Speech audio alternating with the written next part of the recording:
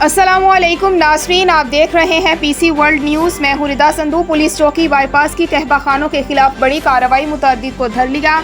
हाफिज अली हसन कसूरी की रिपोर्ट के मुताबिक district police officer Sahiwal Mohammad Kashif Aslam के अहकामात पर ASP city circle Salman Zafar की जेर निगरानी SHO थाना गला मंडी इमदाद बलोच और इंचार्ज चौकी bypass sub inspector Zafar Khan Shahzad Jat समेत उनकी टीम ने मुख्तलिफ कहबा खानों के खिलाफ भरपूर कार्रवाई की।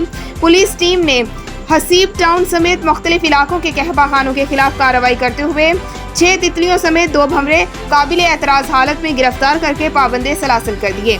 अवामी और समाजी हलकों ने इंचार्ज चौकी bypass sub inspector Zafar Khan और उनकी टीम की कहबा खानों के खिलाफ भरपूर कार्रवाई को सराहते हुए खराज तहसीन पेश किया। उम्मीद का इजहार किया कि पुलिस टीम अपनी कारकर्दगी का मुजाहिरा करती रहेगी।